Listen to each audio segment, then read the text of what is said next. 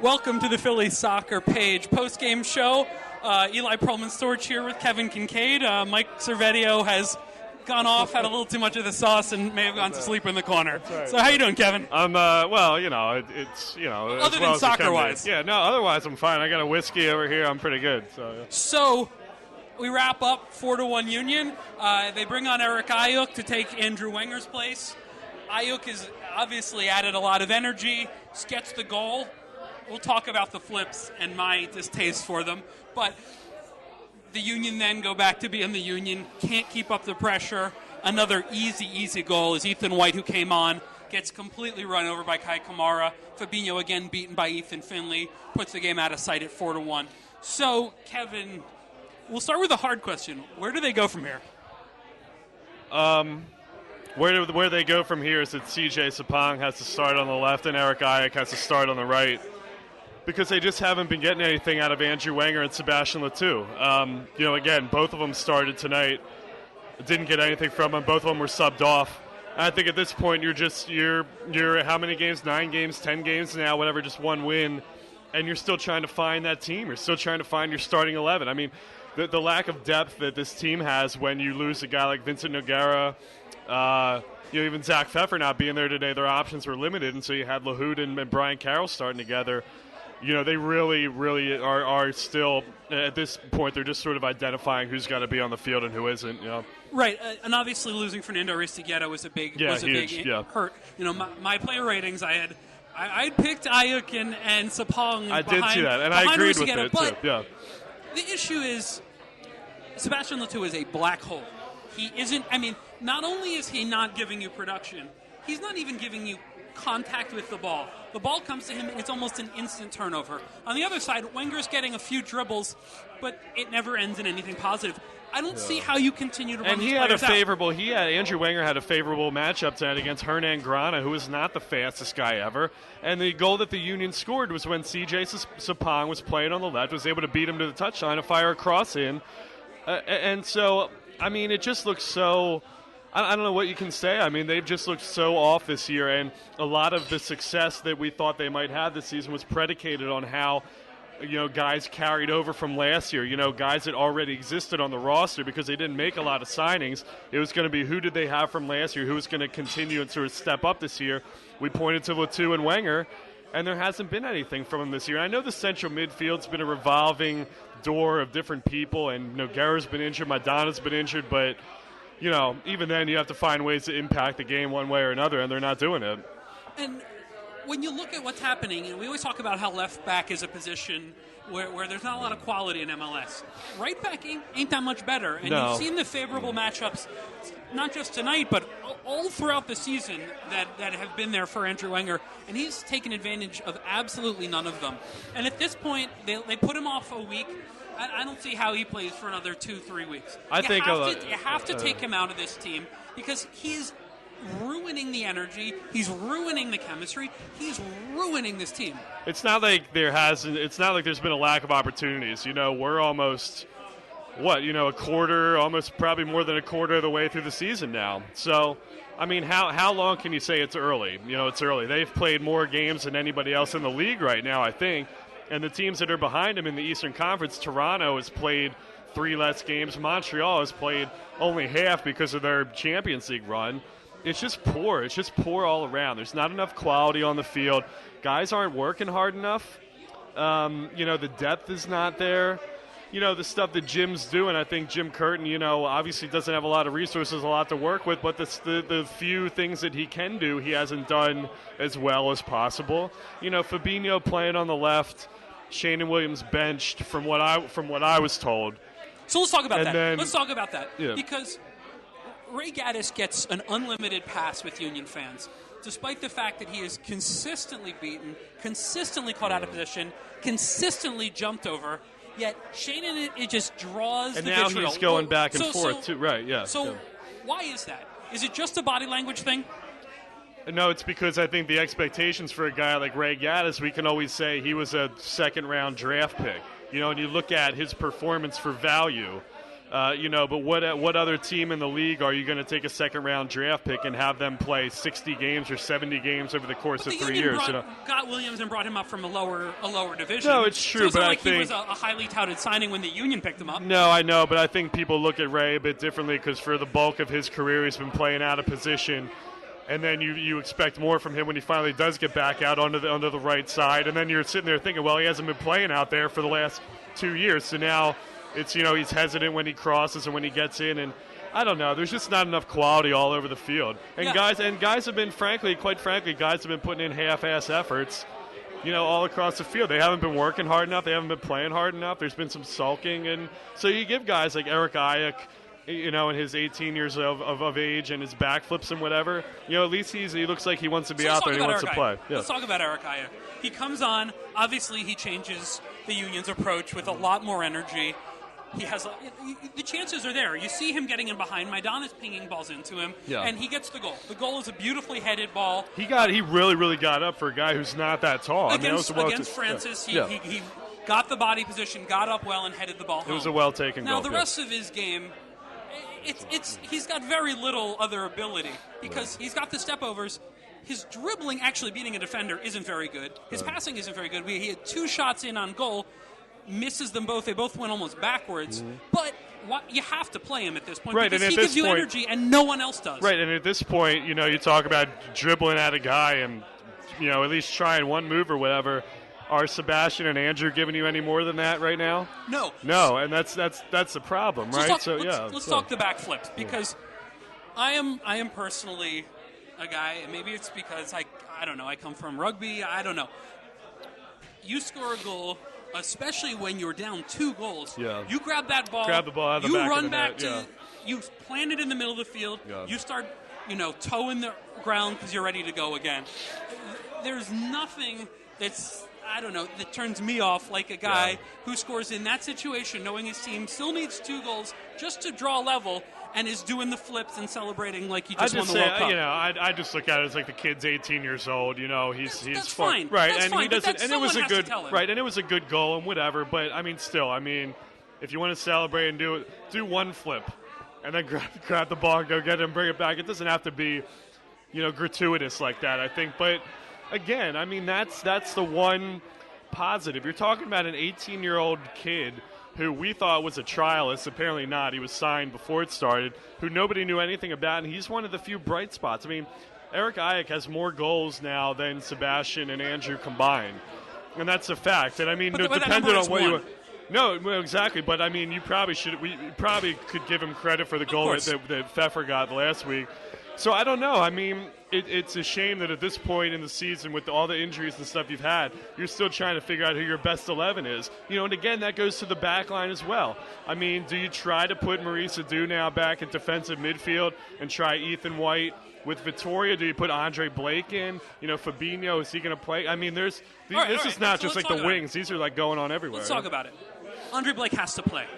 Andre Blake at 80% is better than John McCarthy at 100%. Look, John McCarthy's a nice story, and I think he's done okay, but he wasn't brought in to be a starting goalkeeper. He was brought in to be the third-string goalkeeper. Right, but the Emboli thing happened, and now it's time for your number 1 draft pick from last year to start playing. Let's be fair. He hasn't done okay. His distribution is horrendous. Well, I think comparing to Rice and Emboli, he gives the ball away to start the first goal. Obviously it's a bad back pass. Yeah, but you could go that whole sequence before that. It's another bad distribution. Yeah. And then on the third goal, that ball is caught. It's not just that he should save that; he should catch that ball. Right. So that's another ball. There's another play that it played a cross played into him that bounces over. If there's any run that ball's in the back of the net, he has not done okay. I'd say he's been okay because the precedent that was set before that with Rice and Boley being in the net was what it was. But everybody knows that this is Andre Blake's time now. If not now, then when? When are you going to do? What are you going to do? Is there any discontent you think in the fact that Andre Blake comes out in the press and says, "I'm 100%, I'm ready to go. I don't know, I'm ready. I'm healthy, I'm fit." And then you see Jim Curtin saying, "Well, he's not quite ready." I don't think that Jim Curtin rates Andre Blake as everybody else does. And remember, he wasn't the one that picked him number 1 overall. But the fact of the matter is that I mean, here we are. Nick Sakevich had a quote, I think, last year where he said we have 3 good goalkeepers on the roster. He was talking about Zach McMath, Andre Blake, and Ryson Boley, none of which started for the last 4 games, you know? So if now is not the time for Andre Blake, then when? And what do you do? Do you trade him? Do you transfer? Okay, I don't. Let's go back. He doesn't rate Andre Blake as highly. Come on. I mean, I like Jim Curtin. I'm a fan of what he's trying to do. I don't think it's obviously not going well. Not rating Andre Blake is crazy because there are enough people in this world. He plays games for his national team, where John McCarthy is a USL goalkeeper. So starting him over Blake, which is what he's doing now because Blake is healthy enough to play. So starting him over Blake at this point is it's not justifiable considering what you consistently in 4 games have seen from Blake from McCarthy. Right, and I think the thing when I watched this game, what I was focusing on more than anything was that Columbus Crew Soccer Club now, 1996, is not that much different than Philadelphia when it comes to resources, market size, their history, what resources they have to work with. And those are polar opposite teams that we watched out there. They're not throwing 7 figures at designated players. They have some nice, more expensive pieces like Federico Higuain and whatnot, who didn't really do much of anything tonight. But they have a good front office setup. They have a good spread of talent. They have some young American guys like Will Trapp, who didn't even play tonight. They make shrewd foreign signings like Mohamed Saeed, Waylon Francis, Hernan Grana. From top to bottom, they have completely outclassed Philadelphia in every facet. So it's you look at that. It's not. They didn't lose 4-1 to, Clint Dempsey and Obafemi Martins or Sebastian Javinko or whatever. This is a team that's relatively on the same wavelength. But so there's the 2 things that the Union are preaching. Number 1 is the Moneyball signings, the Moneyball. Yeah. You look at Mohamed Saeed, who's a guy who Greg Berhalter coached in Sweden. Saeed was playing in Sweden. He brings him over. Yeah. The scouting on Grana, the knowledge that Pogatetz is a guy who's getting up there but has something to bring. Yeah. The convincing Steve Clark to come back and get him in this team. They're picking up guys that aren't valued in other places for some reason, and they're getting them in. Chris Clutie on the bench behind Waylon Francis. You have 2 left backs that are significantly better than both of the that's why I wonder if this Moneyball thing, I think Dan Walsh probably was talking about it first, so then I wrote a story about it last year, and then a lot of fans pointed out to me, okay, is it really Moneyball or are they just being cheap? They're just being cheap. They're just being exactly. Cheap. And so the examples of what you've given, Saeed, Steindorsen, Grana, and the other guy that they got from Scandinavia this year, those are all right. Those all fit the parameters of what the Oakland Athletics were doing back in the day when that whole phrase was coined. I mean, it's not. It's true. All the fans who said that, you have to draw a distinction between making shrewd signings under the cap and whatnot, and just being cheap and not having the resources to do because they hit on Vincent Nogueira, which was a perfect one, Maidana, and now they're saying this is what we do. Well, let's back up a little bit. That was 2 guys. So. You threw a dump truck of money at Ryson Boley. You're throwing a lot of money at Maurice Edu, who right now doesn't have a position. You mentioned bringing Ethan White to center back and putting Mo back to midfield. We've seen that. White doesn't hold up, and Mo doesn't want to play 6. When Mo's at defensive midfielder, he wants to push up and play box to box. Yeah, and he's been. And the reason they've been a guy like Higuain lives in that space behind him, right? Because he wants the ball. You can't have every midfielder want the ball, and I think that's part of the thing. You have a deferential player in Michael Lahoud, like you had a deferential player in Amobi Akugo, who wants to sit in front of the back line, wants to protect, and wants to distribute. Obviously, Amobi has a range, a passing range, a quality that Lahoud is never going to reach, but that deferential quality means win the ball, get the ball to your other guys. Mo is not that guy. He wants the ball. Let me ask you a question. Tony Chani, Mohamed Saeed, and Will Trapp, would you take any Philadelphia Union defensive midfielder over those 3? Yes. Who? I would take a healthy Vincent Nogueira. A healthy Vincent Nogueira. Yeah, absolutely. Okay. How about a pure D mid? Would you rate Lahoud? See, this is the problem. This is what I'm getting at. Lahoud is not a starting player. The position of Maurice Edu is this is a continuation of the offseason where we didn't know what Adu was going to play, right? Right. And almost in a weird way, that was kind of predicated on on who they were able to sign. Were they going to be able to sign like a William Kvist, or were they going to be able to sign like a Steven Vittoria? And it ended up being Vittoria, and so Mo played midfield to begin the season, and now it only took 7 games before they put him back there, 6 games. Right. Ethan White wins the physical battles where the other guy doesn't know he's coming. When the guy knows he's coming, like Kai Kamara tonight, he doesn't win those because he's not taking free runs in a guy's back. But when you go back to Lahoud is a perfectly good, serviceable utility player off the bench. The problem is when he has to play week in and week out, all of those little parts of his game that aren't fully developed show up. If the ball's in front of him, if he can read the play, he's fine. Right. But when he has to show his range, when he has to make a smart tackle, when the player's behind him, when he has to do all these little things that good defensive midfielders do, he can't do them. They're not, so when teams can game plan to attack him, yes, absolutely, they can attack him, and they do, which is why he's not a full-time starter. He's a guy who's in year 18, who can cover fullback, center mid, and run around and give you a lot of effort off the bench. But to be a consistent starter, he just hasn't shown that he's good enough. I think, you say, where do they start? Where do they fix this? I mean, in the immediacy, what they can do is identify the 11 guys who have to be on the field. And to me, it's Sapong, Aristigueta, Eric Ayuk, Chaco behind him, Vince in the 8, and, I guess Lahoud in the 6, unless you want to try Mo there. Beyond that, you have to sell Rice and Boley. You have to clear his salary, get it out of here. You have to sign a left back. I think you have to sign a D-mid or another center back depending on where you want to put Mo. So you have to identify the 11 right now. You have to sell Rice and Boley, and you have to make at least 2 signings, probably more, in the summer. Because where are you really? I mean, people want to talk about Jim Curtin, and I don't think Jim's done nearly as good a job as he could be doing right now. But where do you go with another coaching change right now? I mean, first of all, you don't have the money to hire this European coach that everybody wants.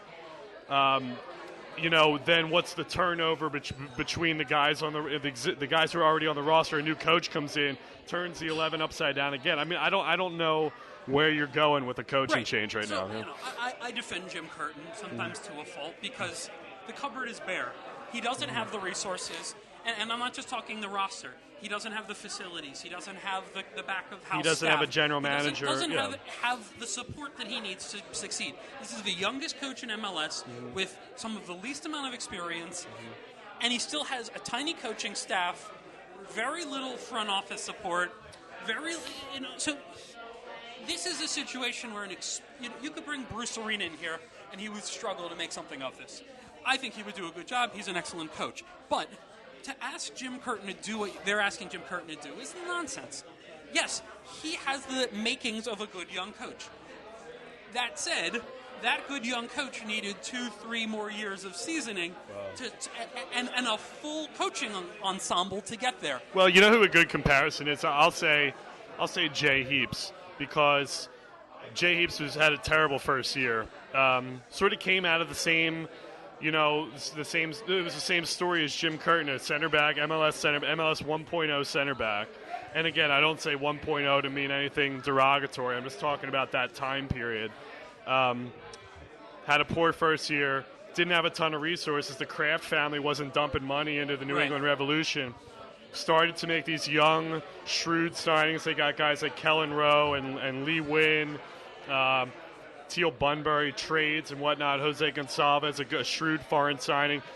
And then they won out on the Jermaine Jones sweepstakes, and that put him over the top, and he took him to the MLS Cup. Yeah, and that's how it happened, but whatever. It took him 3 years to get it turned around, and it took finally support from his front office staff.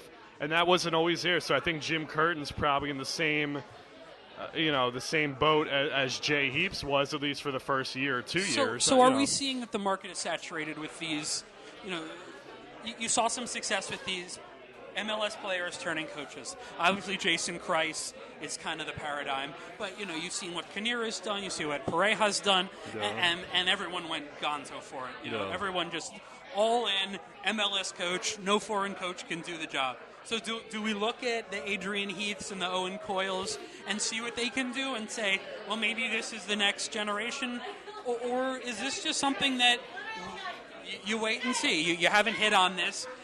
I just don't understand. Or I don't believe the union can survive just swapping another coach out.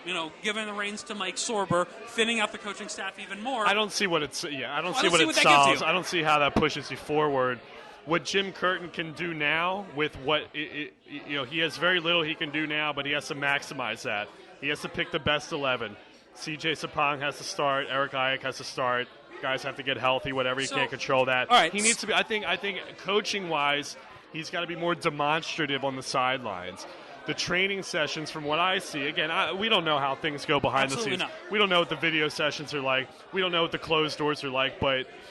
The training sessions could be a little bit different. We see a lot of small-sided stuff on Tuesdays and Wednesdays. How often do they practice full-field tactical, big, stuff like that?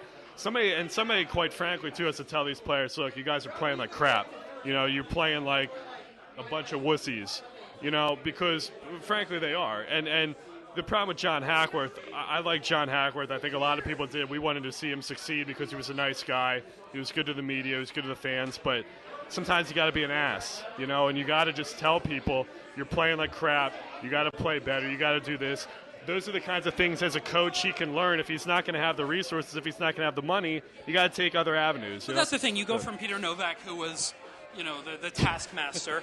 So that doesn't work, so you go to the nice guy. Right. The problem is Jim Curtin's a nice guy. Right. You replace the nice guy with a nice guy. It was almost like an overcorrection of sorts, right? Where Peter was so far and John one way. was too nice. Was so far the other. But Curtin is a nice guy. He's not a taskmaster coach. So you wonder who is going to give this team that shot in the arm, because I tweeted, where's the Amobi Kugo or the Danny Cruz, the guys who would just lay into people. You saw end of last game of the season, Mobi Kugo crashing the tackles, screaming at his teammates. They're out of the playoffs, but he doesn't want to lose to New York Red Bulls. Yeah. And that made an impression on people, and I think that's one of the reasons people were so upset when he left, is that he gave you that. And right now, Mo's your captain, but Mo's not doing that. He tore into Wenger last week for letting that ball bounce, but you don't have that. So we'll look ahead quickly, and then we'll wrap it up. They have a chance against Toronto at home? You can let that hang in the air. I don't know. I guess it depends on what Toronto does tonight, right? I mean, God, could you imagine Toronto with all of the signings that they made? Something like, is it the same point as Philly right now? But no, I think Toronto and Orlando. Toronto's probably going to lose to Orlando, and then they're going to, get themselves straightened out with a win against Philadelphia at PPL Park. Because, I mean, are you going to have Nogueira back? I guess. Are you going to have Aristigueta back? Hopefully. I guess. He's still got a broken hand. It's not just a quad. He's got a broken hand. I really don't know. I mean, there's with Javinko and Bradley on the field, even if Toronto's defense is a sham, it's still better than what Philly's rolling out there. All right, so we'll wrap it up here. I hope you enjoyed my little voice crack there. Thank everyone for watching. We appreciate you tuning in. We're here at the 700 Second and Fairmount Northern Liberties. Union away games. We'll be here. Come hang out with us. And we're still here right now, so you can come out now if you want.